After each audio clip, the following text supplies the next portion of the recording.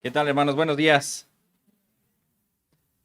Muy bien, sí vamos a tener una lectura bíblica que la iba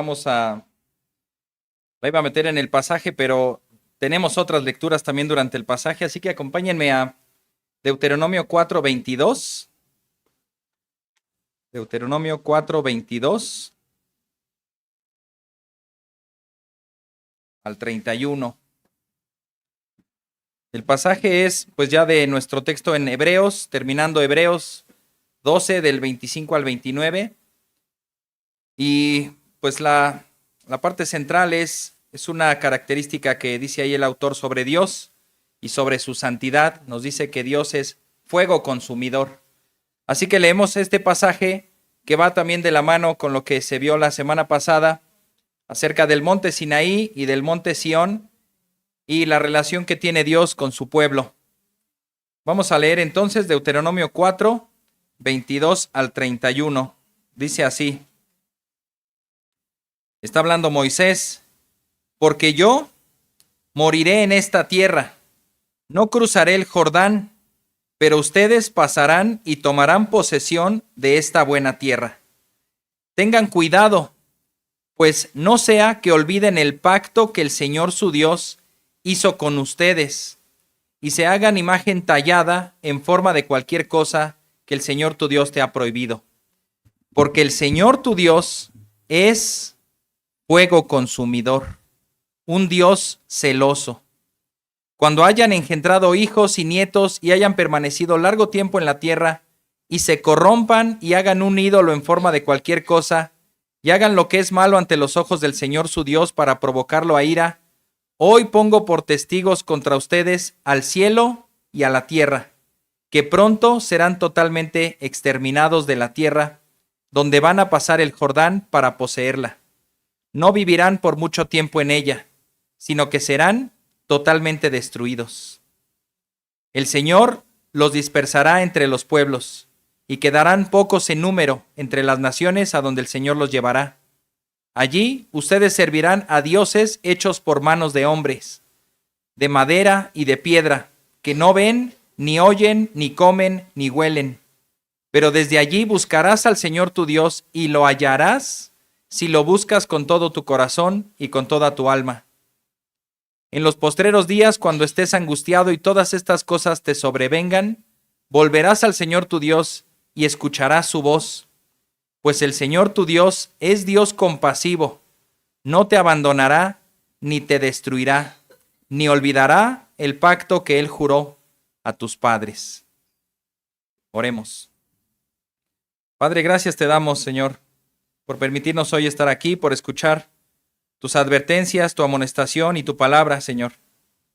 Gracias porque en medio de esta vida tenemos instrucciones que vienen de parte de tu palabra. Ayúdanos a entenderlas, a escucharlas y a volvernos a ti de todo nuestro corazón, pues claramente nos hemos apartado. Claramente hemos ignorado tus advertencias y hemos vivido nuestra vida como a nosotros nos parece correcto. Ayúdanos, Padre, a volver, ayúdanos a clamar a ti y ayúdanos a no rechazar de nueva cuenta tu instrucción y tu amonestación. Te lo pedimos en Cristo Jesús. Amén. Muy bien, ahora sí pasemos a nuestro texto, Hebreos 12, 25 al 29.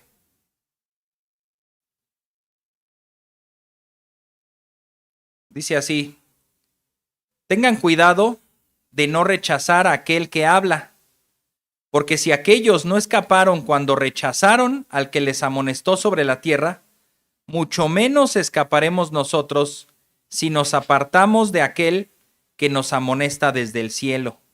Claramente esto es una referencia al Sinaí, cuando ellos rechazaron a Dios que estaba hablando, y también a Moisés que les advirtió mientras vivió aquí en la tierra.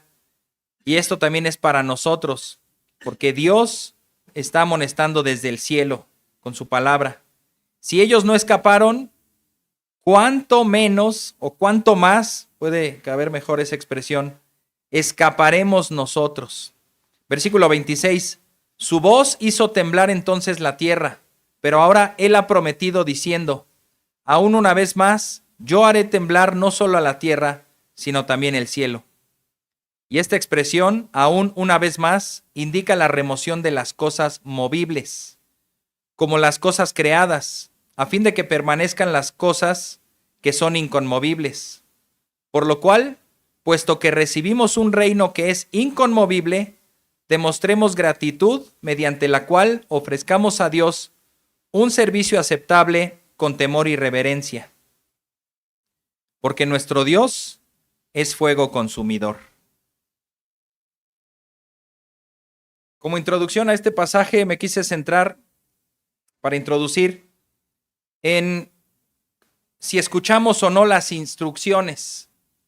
En muchos deportes, ahora que están los Juegos Olímpicos, ¿verdad? De invierno, ahora que se viene el Mundial para este año de fútbol, pues veremos a los entrenadores. Muchas veces son ellos protagonistas al tomar una mala decisión y el equipo pierde. Y a veces nadie se acuerda de ellos, sino se acuerdan del goleador, ¿verdad? Bueno, aquí hay una dupla que los dos son bastante famosos, tanto el entrenador como el jugador. Un entrenador inglés, bueno, de un equipo inglés, porque él es escocés más bien, de nombre Alex Ferguson, vio un joven promesa del fútbol, lo vio con muchas habilidades y lo compró para su equipo, se lo llevó. Y este joven pues venía de un equipo sencillo de Portugal y pues ahora sí que estaba lo mejor por venir, pero todo dependía si daba el ancho, como se suele decir, ¿verdad? Él llegó con unas ideas. De entrada quería tener el mismo número en su camiseta que él tenía en su equipo anterior, el número 28. ¿Recuerdan algún jugador famoso del número 28? Pues no, ¿verdad? El 28 pues realmente no es un número tan popular. El entrenador mismo le dijo, ¿sabes qué? No, escúchame, vas a llegar acá, y él literalmente lo tomó como si fuera su padre. Lo empezó a orientar, lo empezó a instruir y le dijo, no, vas a tomar el número que yo te dé, te voy a dar el 7. El número 7 era de varias leyendas del equipo y que realmente era muy difícil ocupar ese lugar. Pero él se lo dio demostrando con esto un voto de confianza. Él lo aceptó, fue humilde, fue también sabio, ¿verdad? Este joven, y dijo, está bien, porque recordemos, el sabio no es el que ya sabe, sino el que se deja enseñar. El necio es el que cree que sabe y no se deja enseñar. Entonces este joven fue sabio al dejarse enseñar y al dejarse guiar. Este joven también pues era muy brillante, lucía mucho en sus jugadas, pero a la larga no resultaba en goles, solo resultaba en que él pues daba espectáculo y tal vez hacía enojar a los defensas, le pegaban mucho, porque él pues hacía muchos regates, se llama, ¿verdad? Muchas fintas. Lograba vencer el regate, pero no profundizaba mucho y tal vez después perdía el balón. No hacía pases, no hacía equipo, y el mismo equipo tampoco lo respetaba a él. El entrenador trabajó con él y dijo, mira, ¿sabes qué? Guárdate esos regates para momentos más importantes. Haz equipo, trabaja para el equipo y el equipo va a trabajar también para ti y te vas a convertir en un buen goleador. El joven otra vez fue sabio e hizo caso a su entrenador. Bueno, hoy en día ya no es un joven, ya es un veterano de 41 años que todavía sigue jugando, su nombre Cristiano Ronaldo, y está en camino a llegar a 1000 goles. 1000 goles, lo que nunca nadie ha hecho. Lleva 962 y contando, ¿verdad? Así que lo que podemos ver es que este joven fue sabio y aceptó las instrucciones. Lo que pudo ser, como muchas otras promesas del fútbol, se quedan en eso, en promesas. Son arrogantes, son necios, tú no me quieras enseñar. En cuanto les llega la fama, ¿verdad? Se van ahora por el dinero, dejan de entrenar, se ponen a comprar carros, a viajar por todo el mundo, bajan su rendimiento. ¿Se olvidó el jugador? Él cada vez más ha buscado tener un mejor rendimiento, entrena más, cuida su dieta, es muy disciplinado, lo mantiene hasta el día de hoy. Entonces vemos en él un ejemplo de una persona que supo escuchar las instrucciones a tiempo. Nosotros estamos, como el libro de los Hebreos lo ha hecho mención en varias ocasiones, en una carrera. Y en esta carrera necesitamos también de las instrucciones.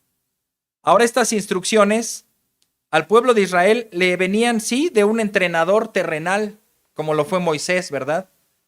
Un guiador de ese pueblo. Ahora nosotros no tenemos un Moisés. Bueno, sí tenemos, bueno, Ale tiene uno, ¿verdad? Nosotros no, ella lo tiene. Eh, un, una persona así que nos esté guiando, que nos esté entrenando. Bueno, tenemos predicadores, tenemos pastores, tenemos conferencias, etcétera. Pero tenemos lo principal, que es la Biblia, la palabra de Dios. Ahí están las instrucciones y en este pasaje específico nos dice cómo Dios sigue dando instrucciones desde el cielo. Aquí se nos da la sexta advertencia de la carta, que es el peligro de la indiferencia. El peligro de la indiferencia o el rechazo, ¿verdad? No rechazar. Vamos entonces a nuestro primer punto, que es el peligro de rechazar a Dios.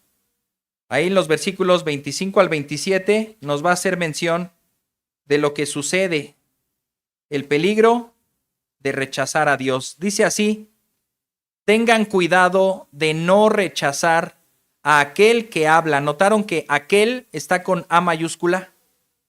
¿A quién se referirá entonces? ¿A Dios? No es que el autor de Hebreos les esté diciendo, tengan cuidado de no rechazar a aquel que predica ahora. No se está dando la importancia a él mismo. Está dándole la importancia y el mérito a Dios, que es el que ha hablado. Porque si aquellos no escaparon, y aquí está la advertencia, si aquellos no escaparon, cuando rechazaron al que les amonestó sobre la tierra, mucho menos escaparemos nosotros si nos apartamos de aquel que nos amonesta desde el cielo. Versículo 26. Su voz hizo temblar entonces la tierra. Pero ahora él ha prometido diciendo, aún una vez más, yo haré temblar no solo la tierra, sino también el cielo. Y esta expresión, aún una vez más, indica la remoción de las cosas movibles, como las cosas creadas, a fin de que permanezcan las cosas que son inconmovibles. Desde el principio del libro de Hebreos se identifica quién habla. Hebreos 1:1 dice así: Dios, habiendo hablado hace mucho tiempo y en muchas ocasiones y de muchas maneras a los padres por los profetas, versículo 2, en estos últimos días nos ha hablado por su Hijo, a quien constituyó heredero de todas las cosas, por medio de quien hizo también el universo. Dios entonces es el que está hablando y la exhortación es a no rechazar a aquel que habla, aquel que ha hablado durante toda la historia, en específico al pueblo de Israel. Ahora, rechazar, ¿qué significa rechazar? El diccionario Strong nos da ahí varias sinónimos de lo que es rechazar. Y bueno, yo quería corregir la primera palabra. Dije, está mal escrito, no puede ser. Tiene que decir despreciar, ¿no? Suena como a despreciar. Pero me di cuenta y ahí el tumbaburros llamado diccionario, pues me hizo darme cuenta que yo no conocía esa palabra. Deprecar. Deprecar, esa palabra existe y significa rehusar, significa excusarse, lo mismo que los demás sinónimos. Desechar, excusarse, rehusar. El Señor Jesús, como es su característica, enseñó en su tiempo de una manera fácil, práctica, con una parábola, para que aquellos cuyo corazón estaba abierto a Dios pudieran entender. Acompáñenme al libro de Lucas, Lucas 14, 16 al 24. Veremos una parábola que nos va a ejemplificar lo que es el rechazo o esta deprecación o esta excusa que uno da para no ir a algún lado. Lucas 14, 16 al 24. Recuerden que las parábolas, su punto, su interpretación es en una cosa. Por más que haya muchos detalles, eso ya sería una alegoría. Si nosotros queremos sacar el significado de cada detalle de la parábola, estaríamos cayendo en una alegoría, queriendo espiritualizar todo cuando tal vez no tiene esa razón. Si yo les digo, es que eres rápido como una gacela, ¿qué se entiende, verdad? ¿Una gacela cómo es? Pues sí, pero también tiene pezuñas, come hierbas, come pasto, tienen cuernos, no sé, ¿verdad? ¿Tendrán o no? Imagínense que nos pusiéramos a entrar en todos esos detalles, ¿no? Solo es en la velocidad. Eres rápido cual gacela. Eres rápido, como la gacela. No entramos en más detalles. Así que la parábola lo que busca es enfatizar un solo punto. Dice aquí, pero Jesús le dijo, cierto hombre dio una gran cena e invitó a muchos. A la hora de la cena, envió a su siervo a decir a los que habían sido invitados, vengan, porque ya todo está preparado. Ahí vamos a hacer un alto. Necesitamos cierto contexto porque nosotros no vivimos en esa época. Aunque entendemos lo que es que nos inviten a una gran cena. Una gran cena en la época, por lo general, podría ser incluso una boda, que realmente todo el pueblo era participante de la boda. No había nadie que no se enterara de que alguien en el pueblo se casó. No era común comer carne, pero cuando había carne, entonces era porque había fiesta. Había una gran celebración. Este hombre mandó invitar a muchos. Hoy en día podemos comprender eso, ¿verdad? No te invitan el mismo día, sobre todo a una boda. No te invitan el mismo día. Y si lo hacen, bueno, tú ahí tienes que entender el mensaje. No te queríamos invitar, pero para que no digas que no te invitamos, pues allá nos vemos, es hoy a las 11. Pero ya son, pues si puedes llegar, ¿no? Básicamente. Entonces, esta invitación también se dio con cierto tiempo de anticipación y ahí es donde ellos pudieron excusarse en la invitación. Mira, ¿sabes qué? No voy a poder. Voy a estar de viaje, no voy a estar. ¿Qué crees? Que también yo me voy a casar en la misma fecha, ¿verdad? Para cuando manda a su siervo, realmente les está diciendo o es un recordatorio, acuérdense que hoy es la comida. Y bueno, en verdad, el pueblo no podía olvidarse de esto, hasta es un énfasis incluso no habitual de que mandaran a un mensajero, tal vez para hacer ese pequeño recordatorio, ¿verdad? Porque hoy no existía Alexa, ni las alarmas, ni el recordatorio, ¿verdad? Es hoy la fiesta, prepárate, ponte tus mejores galas y ven a celebrar conmigo. Ya que entramos en ese contexto, vemos versículo 18.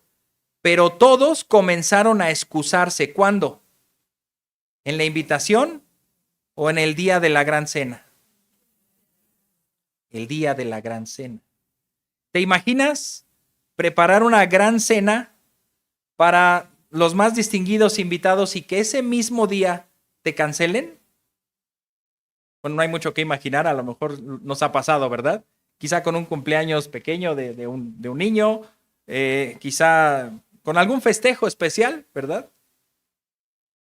En ese momento, repito, era la fiesta, pues no nacional, pero sí la fiesta del pueblo. Para que de repente en el mismo pueblo todos te digan no. Realmente era algo complicado, era algo ofensivo, era algo incluso, pues hasta se podía haber hecho a propósito. Le vamos a arruinar su celebración, ¿no? Versículo 18 entonces, pero todos comenzaron a excusarse. El primero le dijo, he comprado un terreno y necesito ir a verlo. ¿Quién compra un terreno sin verlo? Puede ser, pero justo lo tienes que ir a ver ese día y a esa hora. Mira, compré un terreno y no lo he visto, lo quiero ir a ver. Está bien, voy mañana, ¿no? hoy es la fiesta, voy y voy mañana, ¿verdad? Te ruego que me excuses. Aquí está la palabra para rechazar. Te ruego que me excuses. Si se fijan, es como una súplica. Te suplico, te ruego que pues no me lo tomes a mal, pero no voy a ir. Te rechazo, pero quiero ser amable al mismo tiempo. Lo cual, pues ni lo uno ni lo otro, ¿verdad?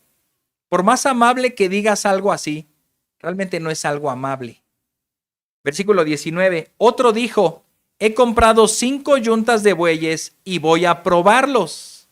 Lo mismo, cosas rutinarias. Pues ve mañana. ¿Por qué no fuiste ayer? También otro dijo, me he casado y por eso no puedo ir. Ahí la implicación, podríamos decir, bueno, es que se casó el mismo día. Ok, pero no es así. Ya se había casado. La misma ley de Dios le daba permiso al que se acababa de casar que tuviera lo que se conoce como un año sabático. Un año sin ir a trabajar y sin ir a la guerra. Un año. ¿Para qué? Para domar a su mujer, no, no es cierto. Para socializar con su mujer, para disfrutar a su mujer. Imagínense, el recién casado va a la guerra, se murió. ¿Cuántos casos hay así? No, no lo expongas, déjalo que disfrute a su mujer, que su mujer disfrute de él al menos un año. Ya el siguiente año, ya. Así que si él estaba casado, no tenía excusa, no tenía incluso, pues nada, ninguna otra cosa más que intentar socializar, incluso hasta era una buena oportunidad para los que no la conocían, presentar a su esposa. Por lo tanto, nos damos cuenta aquí que son excusas ridículas. Versículo 21. Cuando el siervo regresó, informó de todo esto a su señor.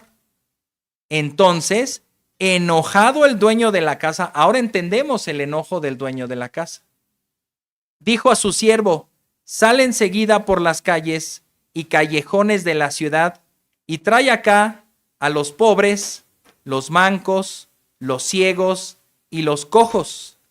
Esto es también una especie de hipérbole, una exageración.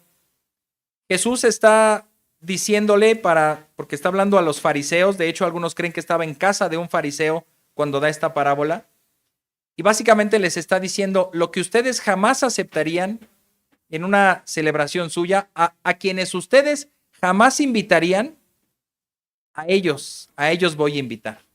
Ya que ustedes, porque la parábola es para ustedes, los religiosos de ese momento, que estaban rechazando el mensaje de Jesús y no le creían y no venían a él, pues dice, ¿sabes qué? Ahora entonces voy a ir con todos los que para ti son inaceptables. Podríamos decir los recaudadores de impuestos, las prostitutas, los que se han alejado, los gentiles incluso. Versículo 22. Y el siervo dijo, Señor, se ha hecho lo que usted ordenó y todavía hay lugar. Entonces el Señor dijo al siervo, sal a los caminos y por los cercados y oblígalos a entrar para que se llene mi casa. Porque les digo que ninguno de aquellos hombres que fueron invitados probará mi cena. Y ahí lejos de meternos en esa, porque creo que es lo más difícil de la parábola, oblígalos a entrar. Ay, ¿cómo vamos a interpretar eso, verdad? Pues tráelos a la fuerza, a la fe. Y bueno, sabemos que en cierto sentido el Señor quebranta nuestra voluntad, nos doblega y nos da la fe para creer. Así que sí es en cierta medida pues una obligación, una imposición, por decirlo así. Él ejerce su señorío sobre nosotros y nos otorga la fe para entrar en su fiesta, ¿verdad? En su cena. Pero eso podríamos dejarlo un poquito de lado, porque recordemos que el punto principal era el rechazo de los otros. ¿Qué les pasaba entonces a los que habían rechazado la invitación? Ellos serían rechazados. Versículo 24, porque les digo que ninguno de aquellos hombres que fueron invitados probará mi cena. Si después ellos decían, ay, ¿sabes qué? Siempre sí. No, ya no, ya no. Ustedes han rechazado, en este caso, al que habla, a Dios desde el monte Sinaí, y lo han seguido rechazando porque ahora Cristo está en medio de ellos, predicando el Evangelio, invitando a todos a que vengan y crean en Él, y ellos lo han rechazado.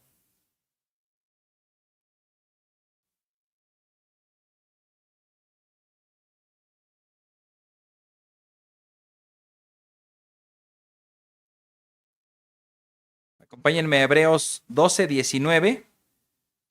También el mismo autor de Hebreos nos hace referencias al monte Sinaí cuando ellos estaban y escucharon la voz de Dios y suplicaron que ya no les hablara más.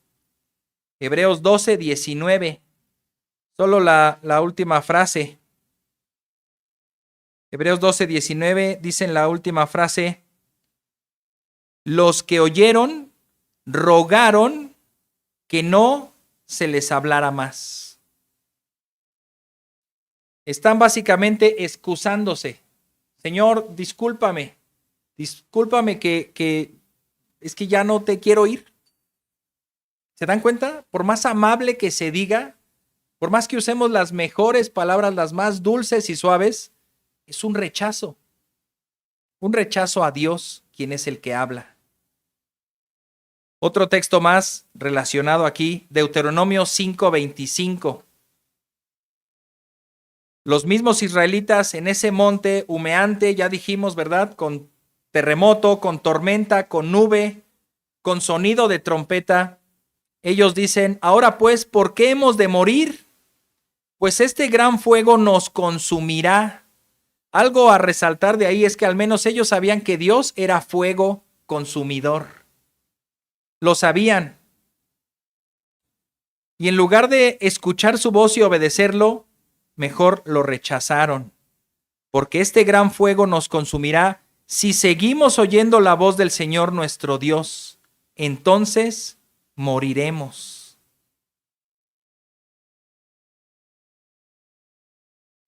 Si tú estás escuchando este mensaje hoy y dices, ¿por qué debo escuchar la palabra de Dios?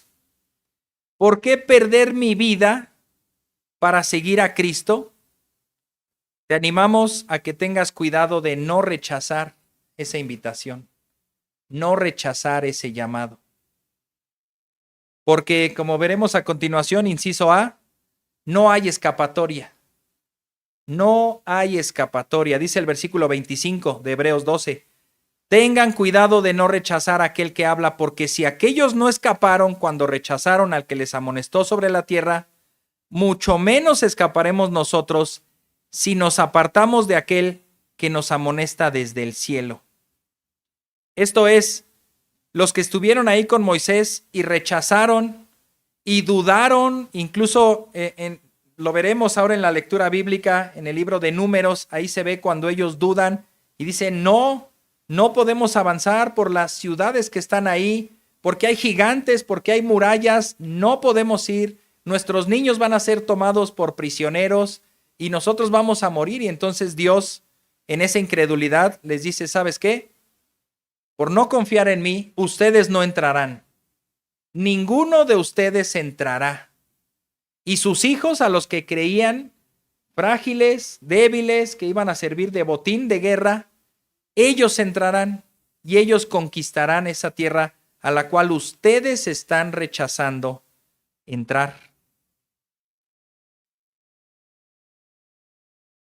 Aunque los creyentes podemos tener ciertas dudas en nuestro caminar con Dios, el rechazo no es una constante. Y lo hemos visto, cuando un creyente verdadero rechaza escuchar la voz de Dios, es lo que tendría que pasar cuando un hijo rechaza escuchar la voz de su padre. ¿Qué pasa? Disciplina, ¿verdad? Disciplina, ¿por qué? Porque eres mi hijo. Y no te voy a dejar que hagas lo que tú quieras en tanto yo sea tu padre y en tanto tú estés bajo mi cuidado. Si de plano la ley del Antiguo Testamento también preveía eso. Si de plano este hijo no entiende, no se corrige, no escucha la voz de su padre, y bueno, ya se puede ver también que tenía cierta edad porque dice que era borracho, que era rebelde, que faltaba el respeto a todos, blasfemo, etcétera. No estamos hablando de un niño de 8 años, ¿verdad? Probablemente ya de un joven o ya de un joven adulto. ¿Sabes qué? Entonces, ponlo en medio de la congregación, lo acusas y que todo el pueblo lo apedree y que muera. Yo no encuentro ningún ejemplo de eso en toda la escritura y los reto a que lo busquemos este año en la lectura bíblica. ¿Será que nunca se aplicó? Puede ser. Puede ser que nunca se aplicó. Padres, ¿quién de aquí sacaría a su hijo y lo pondría en medio para ser apedreado?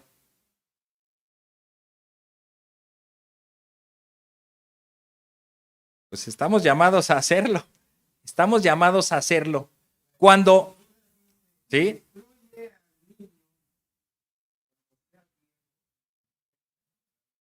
Ajá, bien. Instruye al niño desde pequeño y al final, cuando sea viejo, no se apartará. Probablemente entonces, si estos padres exponían a su hijo, también tenían una gran cola que les pisen, ¿verdad? Porque a lo mejor ellos nunca instruyeron a sus hijos. Ahora, los hijos son el reflejo de los padres, aunque ya también hemos visto que no en todos los casos, también hay responsabilidad en los hijos y también hay responsabilidad en los padres. Y sí debe aplicarse una disciplina y en su momento Dios disciplinó a su pueblo y en su momento también Dios abandonó a su pueblo. En este contexto que se puede ver es que esta disciplina terrenal debe de aplicarse. Si ellos no escaparon, porque realmente no escaparon, fueron ajusticiados por Dios en esta tierra, en esta vida, al no llegar a la tierra prometida de su salvación, no lo sabemos, ya ahí solo Dios sabe.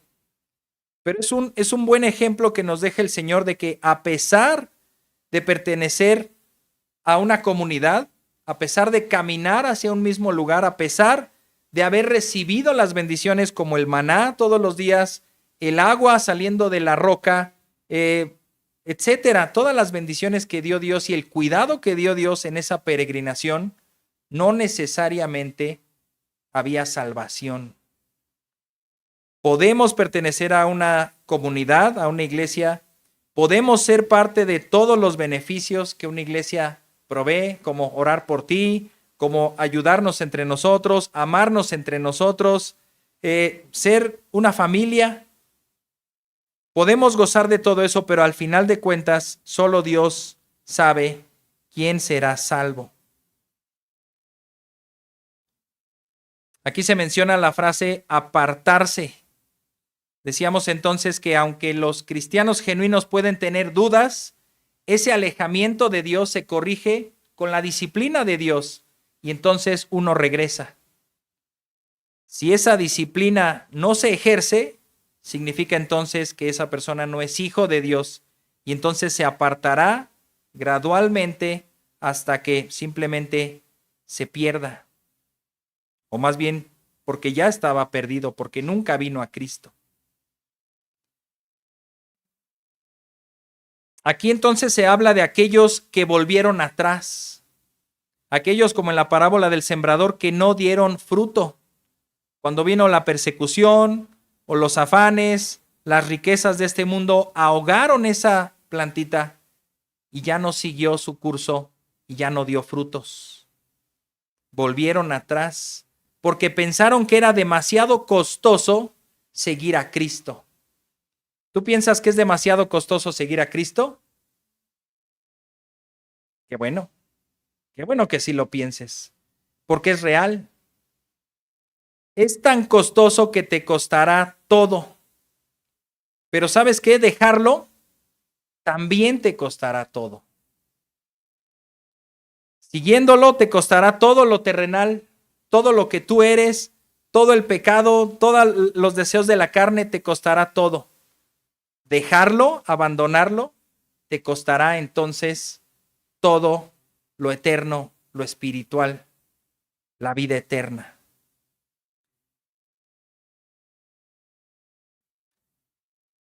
Algunos también fueron consumidos fulminantemente por ese fuego que ellos están describiendo. Ya lo veremos un poquito más adelante acerca del caso de los hijos del sacerdote. Mientras, el Señor mostró su poder e hizo temblar la tierra y dice que ahora conmoverá o hará temblar también los cielos, versículos 26 y 27. Su voz hizo temblar entonces la tierra, pero ahora Él ha prometido diciendo, aún una vez más, yo haré temblar no solo la tierra, sino también el cielo. Y esta expresión aún una vez más indica la remoción, esto es, que todo lo que vemos, todo lo creado, puede ser desechado en algún momento. Es temporal a final de cuentas. La remoción de las cosas movibles como las cosas creadas, a fin de que permanezcan las cosas que son inconmovibles. Por lo tanto, este pasaje nos indica que no debemos confiar en nada de lo que vemos, nada de lo que hay en la tierra. Ninguna confianza debemos tener en esta vida, sino solamente en Cristo, dice David, ¿a quién tengo yo en los cielos, sino a ti? Y fuera de ti, nada deseo en la tierra. Nada me ata en la tierra. Ningún refugio tengo yo en la tierra, porque mi refugio está en el cielo. También Pedro menciona acerca de cómo será consumido el mundo. Segunda de Pedro 3, 10 al 13.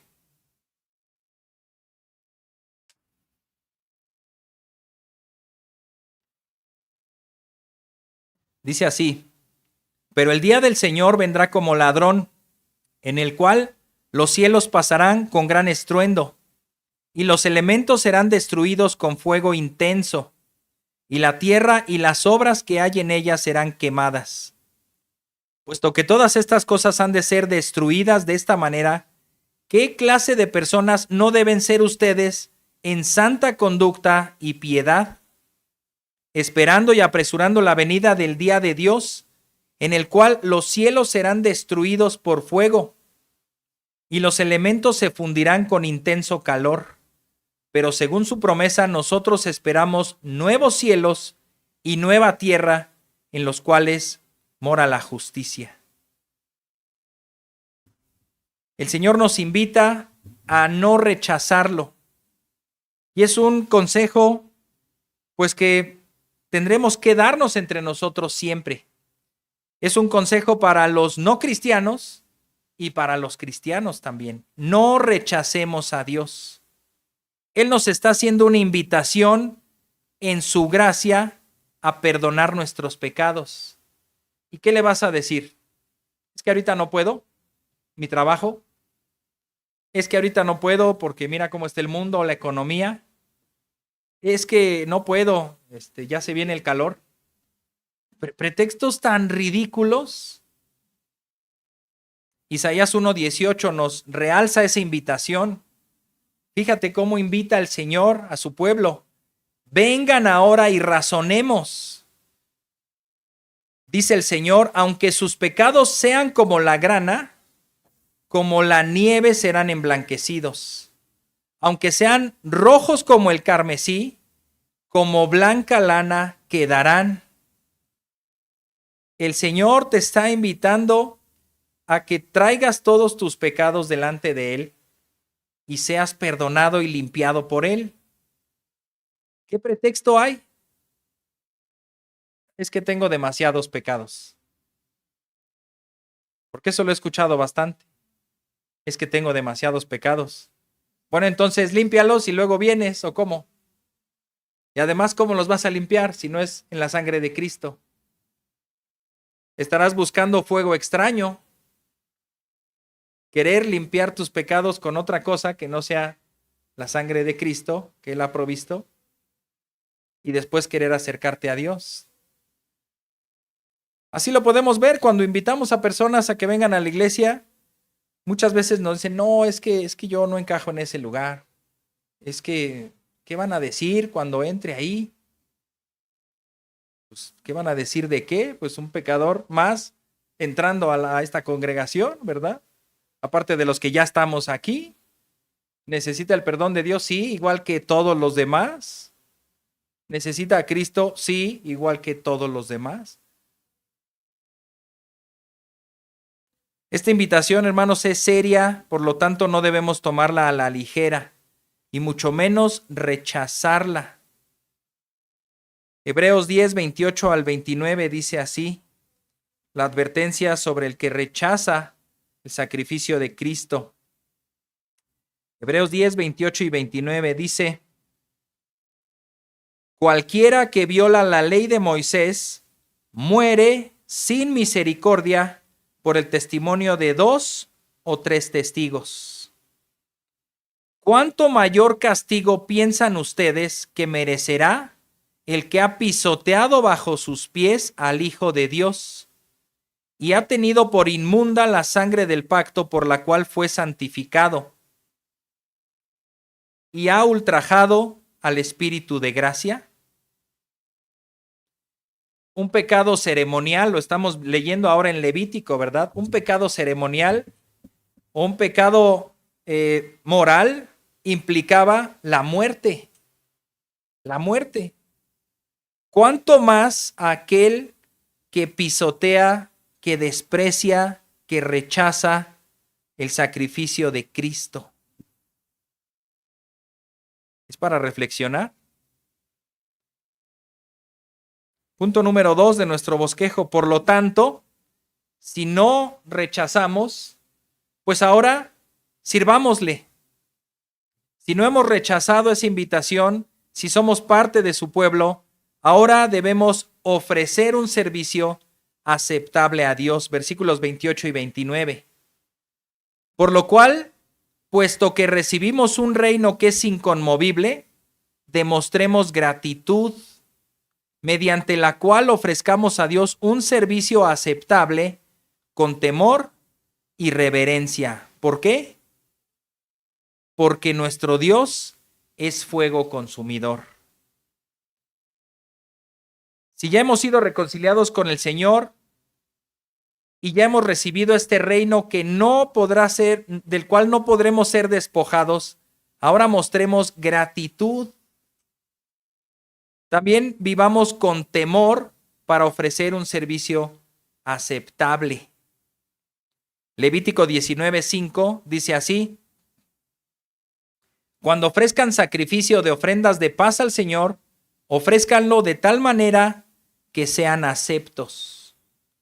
¿Cómo ser aceptados por Dios? En el plan de lectura estamos leyendo la ley de Dios. ¿Cómo? Por medio de Cristo. Por medio de Cristo. En el Antiguo Testamento se dan estas instrucciones meticulosas. Tiene que ser así, así, así. ¿Cuántas veces se podía presentar el sumo sacerdote en el lugar santísimo? Una. Y se lo advierte. Moisés, dile a Aarón que no se puede presentar en cualquier tiempo. Solamente una vez al año y el día de la expiación.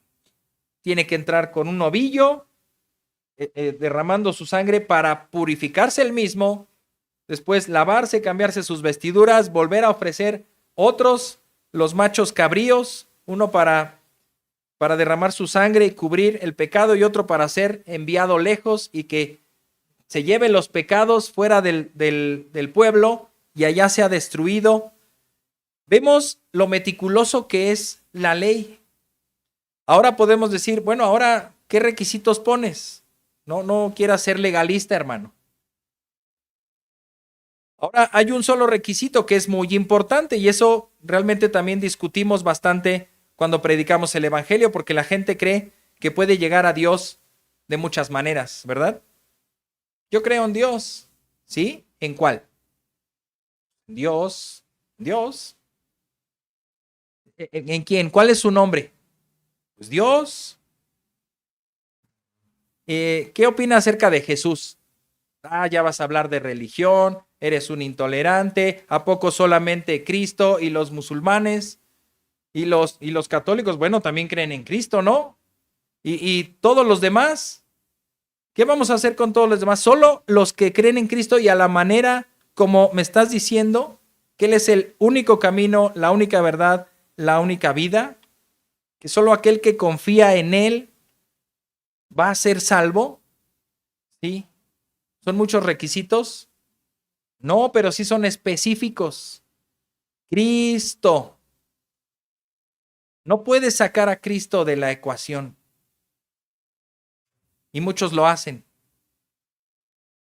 Muchas veces predicamos o simplemente hablamos, mira, Dios es bueno, es maravilloso, y Él quiere que todos sean salvos, y Él está preparando el cielo. Bueno, también tiene el infierno, pero piensa en lo que será el cielo, y Dios, y Dios, y Dios. Y entonces la gente dice, pues si Dios me ama tanto, pues ya voy a estar allá, ¿no? O sea, como, ¿por qué me tendría que condenar?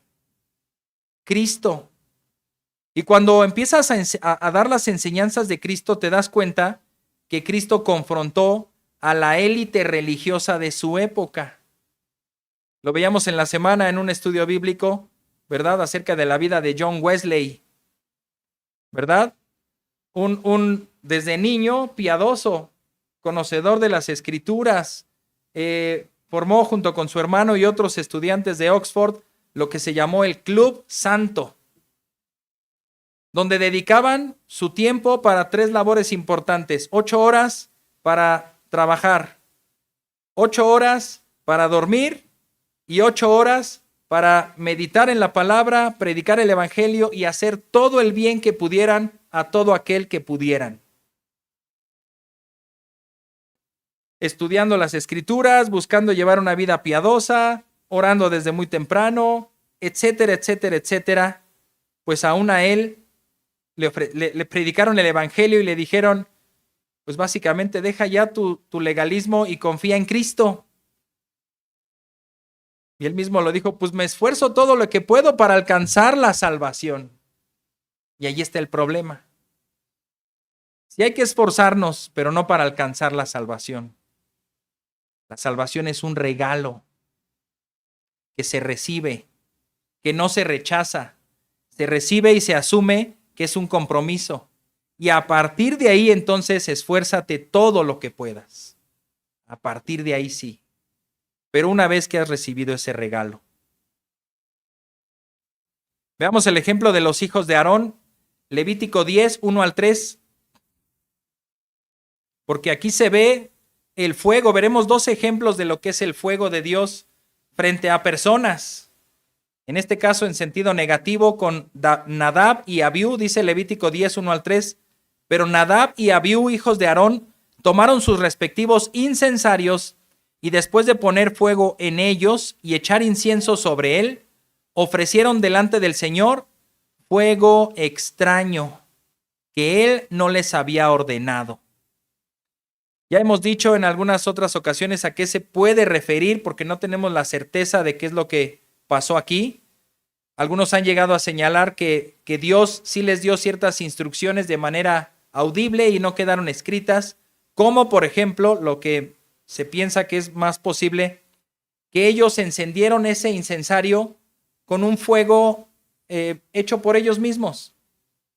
El altar que estaba afuera del tabernáculo en el patio, ese siempre tenía que estar encendido, siempre tenía que haber leña y siempre tenía que salir fuego. Se presentaba el sacrificio de la mañana y de la tarde y siempre había ahí encendido. Entonces era fácil o era el propósito de Dios porque Dios encendió ese mismo fuego.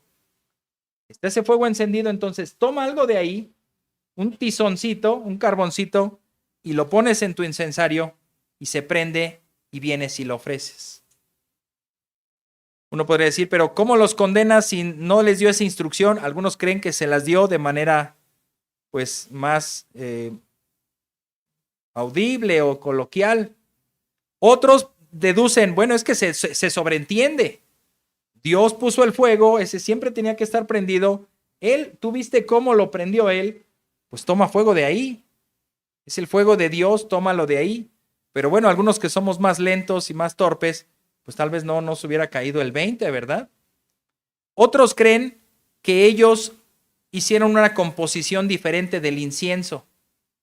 Dios les había dado tal porción y tal porción, así hazlo, no le agregues ni le quites nada. Y tal vez a ellos ese olor les parecía, pues no les gustaba tanto. Vamos a echarle una pizquita de lavanda, ¿no? Para que huela esto bien, porque huele como a chivo aquí muerto, ¿no? Quisieron corregir, quisieron componer lo que Dios había establecido. Ahí está el error. Ahí está el error. Y otro más es que probablemente ellos iban ebrios, lo cual mostraría una total falta de temor, ¿verdad? Una irreverencia total.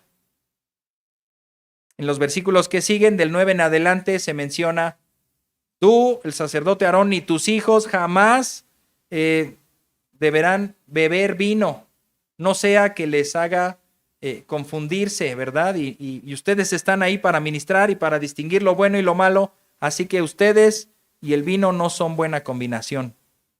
Versículo 2, y de la presencia del Señor salió fuego que los consumió y murieron delante del Señor. Yo toda mi vida había pensado que ese fuego había salido y había quedado cenizas, ¿no? Y entonces alguien entra y barre y pues hay que sacar lo que había aquí. Pero si tú lees detenidamente, sus vestiduras estaban intactas. Como un fuego los quemó o los mató sin quemarlos. Pues es un fuego sobrenatural. Es un fuego de Dios. Algunos creen que es como pues no sé, una descarga eléctrica, ¿no?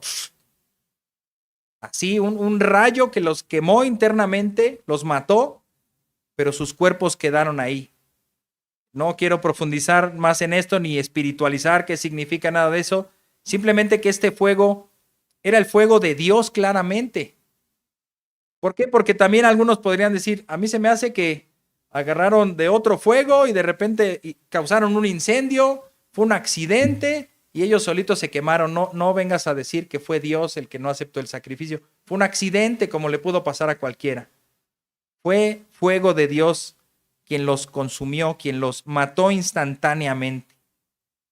Y aquí está la explicación. Dios dice en el versículo 3, entonces Moisés dijo a Aarón, esto es lo que el Señor dijo, como santo seré tratado por los que se acercan a mí, y en presencia de todo el pueblo seré honrado. Y Aarón guardó silencio. El Señor no aceptó este incienso, no cumplió con las órdenes específicas que él había dado. Cuando nosotros queremos ofrecer un servicio a Dios y no lo hacemos como Dios lo pide, ofrecemos fuego extraño. Dios exige ser tratado como santo, como especial, no como algo sin importancia. Lo opuesto de lo santo es lo común, lo inmundo. Algo santo es algo consagrado, algo que se apartó específicamente para algo. Pero en el caso de Dios, Él simplemente está separado de toda contaminación. No es semejante a nada. Solo Él tiene ese lugar especial.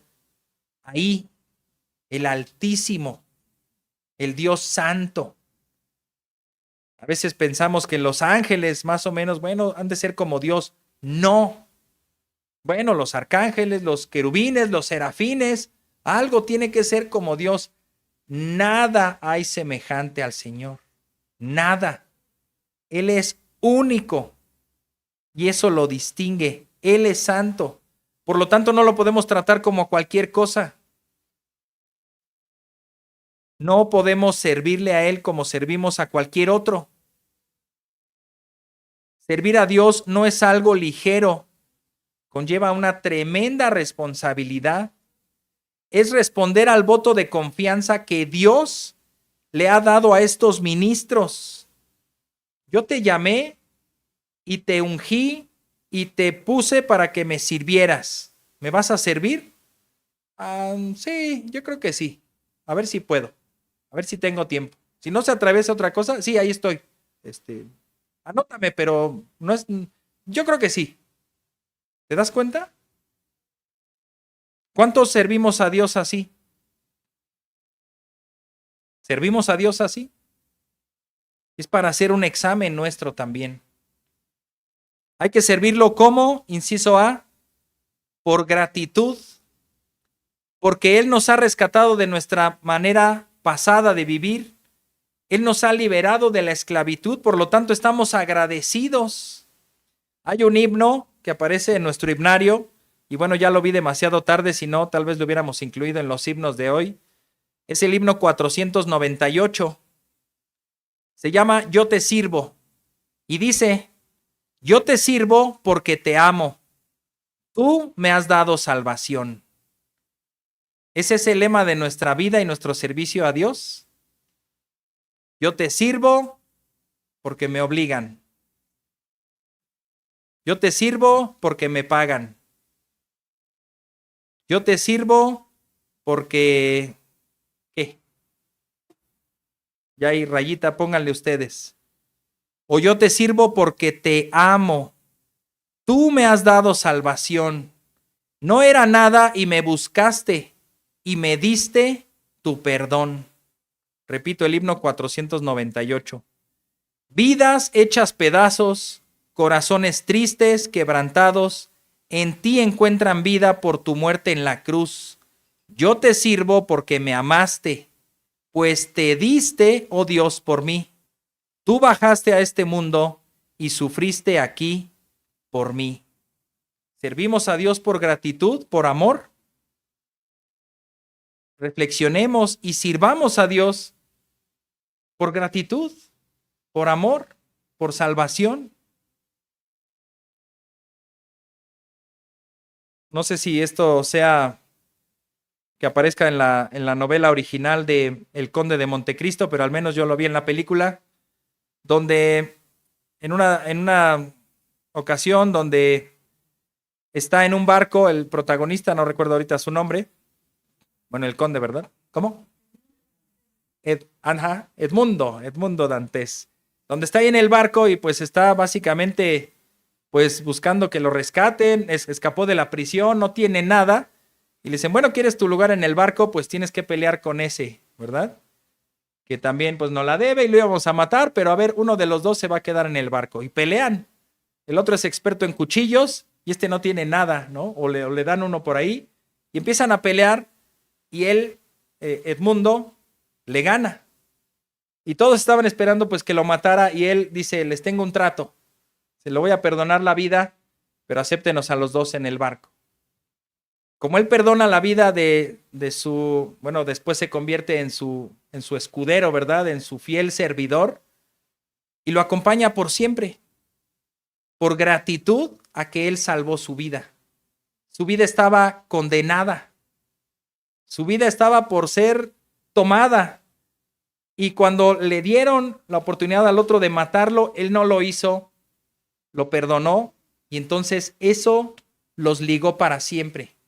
Y todo lo que después hizo fue en servicio y en gratitud porque le había perdonado la vida. Y eso probablemente se ha visto en la historia de la humanidad.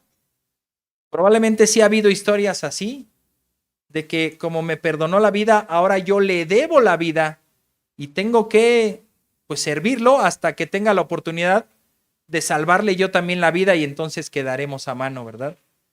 Con Dios, ¿cuándo quedaremos a mano? ¿Él nos ha salvado la vida? ¿Vivimos para Él entonces? ¿Serviremos por gratitud a Él?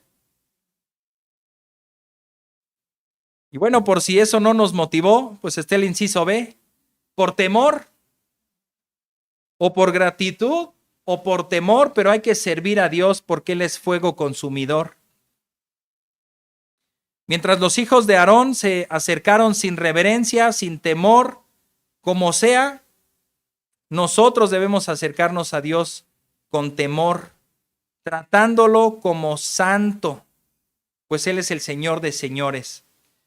Uno de los puritanos que vivió por ahí de 1600, Jeremiah Burroughs, que fue parte de la asamblea que elaboró la Confesión de Westminster, escribió un libro llamado Adoración Evangélica, la manera correcta de santificar el nombre de Dios. Y él menciona acerca de los hijos de Aarón. Este no fue un incendio ordinario. Ese era un fuego celestial contra ellos. Ellos fueron golpeados con una muerte repentina. Y eso en la presencia del Señor. Dios los hirió de muerte por fuego. No tuvieron tiempo de buscar a Dios, ni siquiera de decir, Señor, ten piedad de mí. Ellos no tuvieron tiempo de prometer enmendarse en absoluto. Los santos, los creyentes, por lo tanto, santifican a Dios en sus corazones.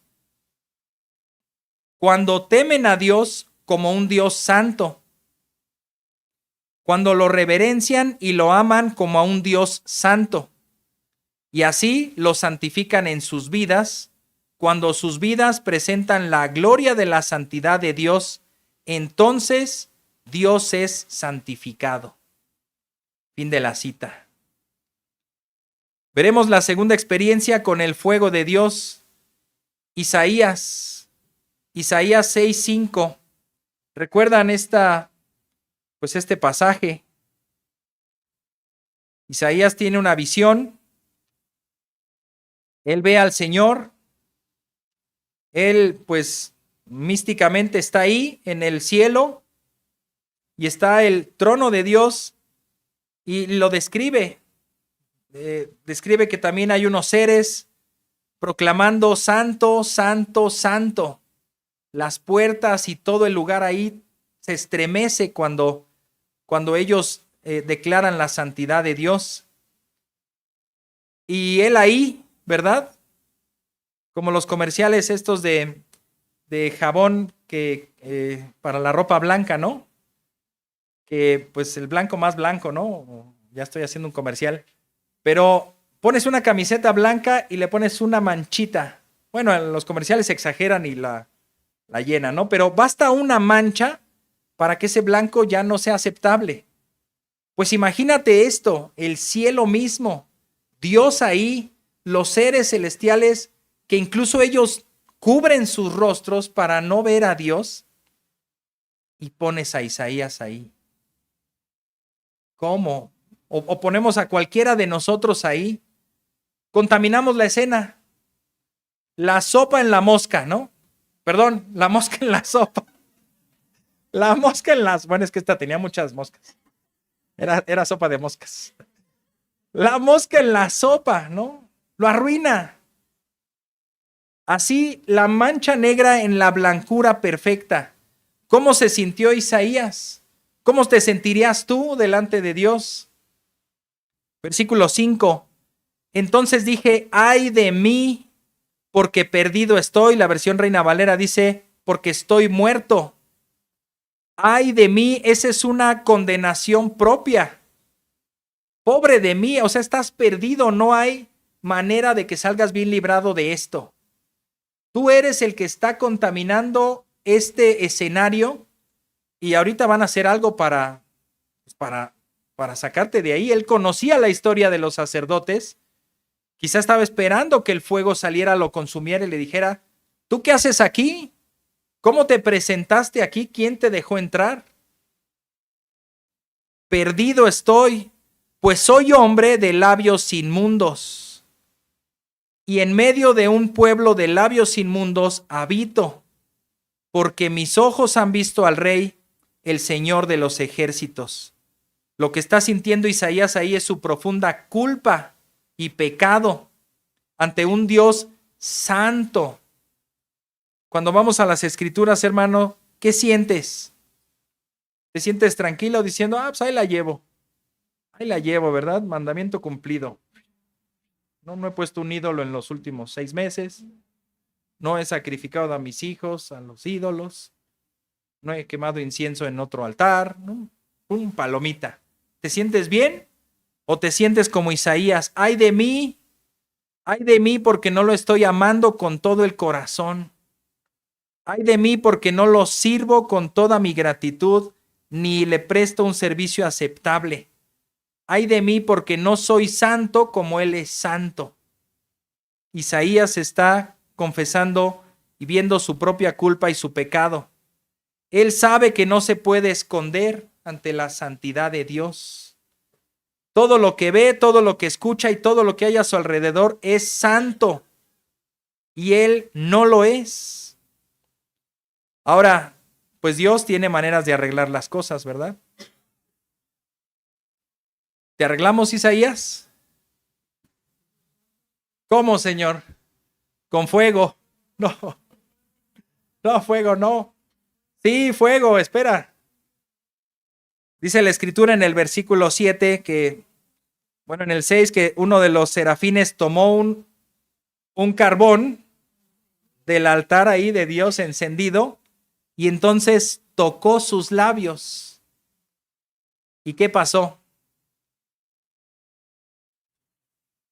Lo consumió, lo santificó, lo purificó. En este acto él estaba perdonando sus pecados, dice el versículo 7. Con él tocó mi boca y me dijo, esto ha tocado tus labios y es quitada tu iniquidad y perdonado tu pecado. Por lo tanto, el saber que Dios es fuego consumidor es que ese fuego sí será ejercido sobre nosotros para purificación y para santificación, pero también puede ser usado para consumir. Cuando Él rechaza a los que previamente le han rechazado. Y ahora sí, el profeta puede hablar, ¿verdad? Puede decir algo. Versículo 8. Y oí la voz del Señor que decía, ¿a quién enviaré y quién irá por nosotros? Inmediatamente el profeta dice, aquí estoy, envíame a mí, le respondí. Así que cuando nosotros hemos sido salvados por Dios, cuando hemos sido purificados, ahora ya no por un carbón, sino por la sangre de Cristo, ahora estamos capacitados para servirlo. Pero ese servicio tiene que ser, repito, con toda gratitud y con temor. Esta es la manera de responder ante el llamado, la amonestación, la exhortación, la invitación de Dios. Con gratitud, con temor, con reverencia. El hermano Sproul en su libro La Santidad de Dios menciona, Dios tomó a este hombre destruido, a Isaías, y después lo envió al ministerio. Él tomó a un pecador y lo hizo un profeta. Tomó a un hombre cuya boca era sucia y lo hizo su vocero. También puede hacer esto de nosotros el Señor, pero tengamos siempre la alerta de que Él es fuego consumidor, pero Él también nos ha purificado para servirle. Que el Señor nos ayude, hermanos, a responder su invitación, a no rechazarla, no apartarnos en incredulidad. Que el Señor nos ayude a presentarle un servicio aceptable, porque lo haremos en Cristo Jesús. Y que el Señor nos ayude a comprender a fondo que Él es santo y que nosotros no lo somos. Necesitamos ser purificados por Él, pues Él puede consumir lo que no le es agradable. Oremos. Padre, gracias porque en tu misericordia, fidelidad y compasión nos llamas. Aún desde ese monte, con estruendo, con sonido de bocina, con fuego. Y por supuesto que eso provoca un temor, pero debe ser un temor reverente, pues estamos ante la santidad de Dios. Padre, hoy en día podemos tener ese encuentro contigo, cuando el Evangelio llega a nuestras vidas y cuando comprendemos que somos pecadores delante de un Dios santo y que ese fuego nos consumirá tarde que temprano, a no ser que seamos purificados. Padre, este es un llamado a aquellos que están siendo invitados a recibir la gracia y el regalo de Dios de la vida eterna por medio de Jesucristo, para ser purificados de sus pecados pasados, para ser limpiados en su sangre y perdonados por siempre. Pero también es un llamado para nosotros, Señor, para darnos cuenta de que seguimos viviendo ante esa misma santidad y que hemos sido hechos santos por Cristo, pero aún debemos vivir dignamente como hijos tuyos. No menospreciar el digno y alto llamado que nos has dado. Servirte reverentemente, con temor y temblor, y sobre todo con esa gratitud y con ese amor. Gracias, Padre. Gracias por tu purificación en nuestras vidas. Gracias porque sigues mostrando tu santidad en nosotros y que ella nos siga asombrando todos los días. Y que nosotros anhelemos buscar todos los días de nuestras vidas, vivir en santidad y en rectitud hacia ti, Señor, pues te lo mereces. Te mereces de un servicio santo, de una vida que te honre y que te ame y que te respete. Te alabamos, Señor Jesucristo. En tu nombre oramos. Amén. Pues gracias, hermanos. El culto ha terminado. Solamente tenemos un aviso. También es parte del nuevo formato. Dejaremos los avisos hasta el final cuando haya necesidad de algo. Solamente algo muy puntual. Les recordamos que el estudio presencial que se dará de las hermanas que están llevando el estudio El Cielo Gobierna será el sábado 28 de febrero. No este, sino el que sigue. Próximo sábado 28 de febrero. Cualquier duda, pregúntenle aquí a las hermanas, a mi hermana Tania, Moni, Clau, Maggie. Bueno, bendiciones, hermanos. Buena tarde.